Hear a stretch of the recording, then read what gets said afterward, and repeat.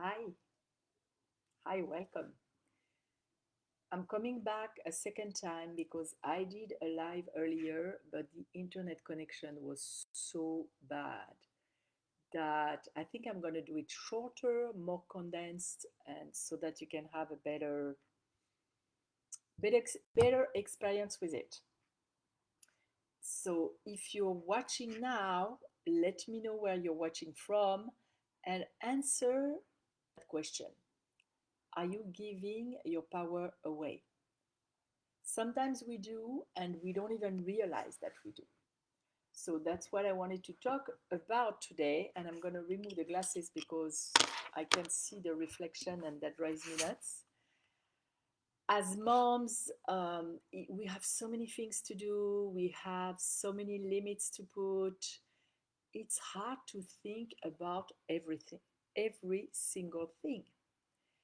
But as you know, I'm very practical. And when we talk about co parenting with the universe, there is actually a practical approach to stuff.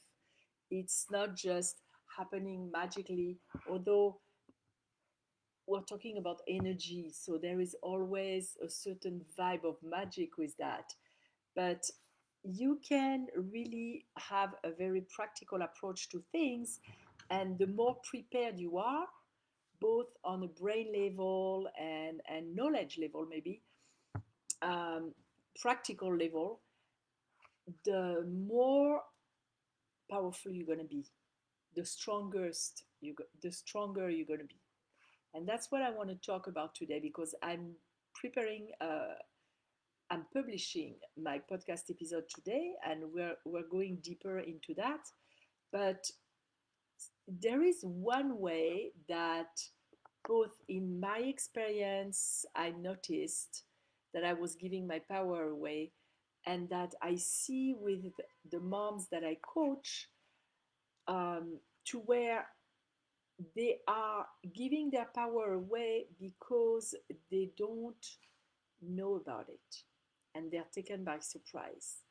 As you know, when we're taken by surprise, we our stress level goes up and we don't have really access to our full whole brain. But what what if you can prepare yourself in general, like in big categories? For example, the way that I see us moms giving our power away is by not knowing where we stand on certain big issues or certain topics or certain situations. And because we don't know where we stand, we have to make a decision. Let's say that your team is coming with a request and you don't know where you stand on that matter. You have to make a decision in that second or that minute, and you're losing your power. So, one thing that I would propose to you is to never answer on the spot. You can say, okay, let me think about it. That way you have time to reflect on it and know where you stand. And the second thing that I wanted to propose today is to reflect in advance. There are things that you know will come your way. Like if you have girls, what age do you agree with them wearing makeup? Although nowadays it's very early compared to my time. In my time, I had to sneak away some makeup, and I was putting it on the way to school because my father was super strict and I had to remove it on my way back to school, which I never know how I never knew how we didn't actually see it, because you can see it, especially that at the time it was very fashionable. Let me know if that was also what you did. We were putting some um, it's not eyeshadow, it's pencil, like black line inside of the eye. I was in the 80s, but I may be older than you are. And even when you remove that, you can still see it. So I never knew how we didn't catch me on that, but I guess he wasn't really fully looking at me, I guess. So where do you stand on that? Where do you stand on when do you agree that they could uh, or where do you stand on sex? Did you have conversations with them?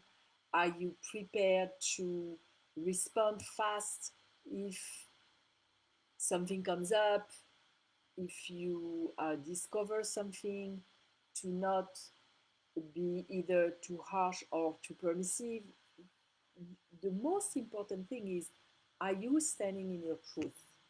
And if you don't know what your truth is, it's worth it to find it. Because the more you know what your truth is, the stronger you are, and the more you're going to be able to guide and protect them. Because that's ultimately your role as a parent. Another topic is what age is appropriate for them to go to a party.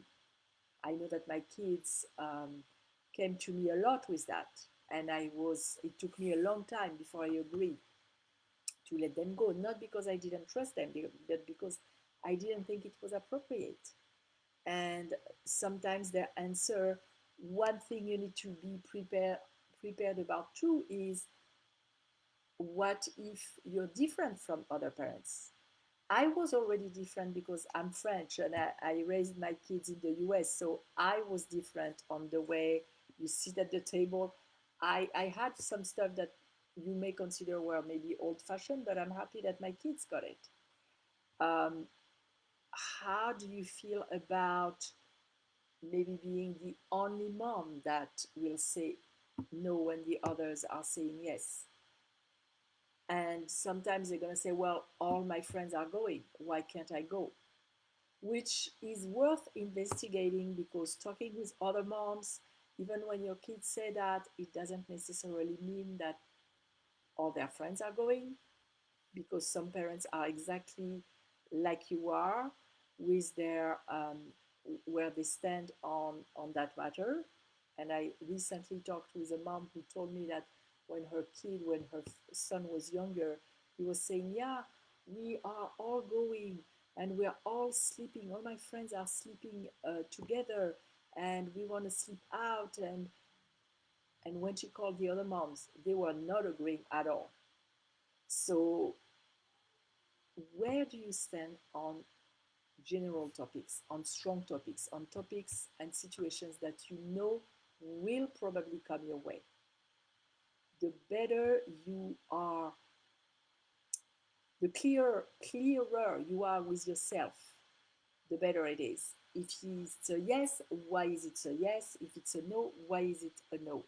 Because you need something to back up your truth in yourself, and you need your words to also match your energy. I know that in my case, when my kids were growing up, we grew up, not we, they grew up in a country where we didn't have family, and their friends were everything. They were the community. Their friends was like their family, were like their family. So they pushed a lot for sleepovers. And I know that sometimes, I know especially with my second daughter, who was very good at that sometimes I felt pushed into saying yes. And once she was there, I was like, why did I say yes? I didn't even want her to go. But I had that tiny regret within me that they didn't grow up in a country where they had family, and she could feel it. She could smell it. She had an instinct for that. So she could push me into a place where I wasn't standing strong enough. So that was one way that I was giving my power away. What are yours? Share them here. Um, does it happen to you? Maybe also with the sleepovers. Um, is it something else? And did you just now discover while thinking about it, because I was talking about it, that you were giving your power away? In the episode that I'm publishing this week, by the way, I give you three other ways that you may be giving your power away without realizing. And it's never to blame ourselves, it's never to beat ourselves up, but clarity is power. Because with clarity comes strength and comes like a way to go.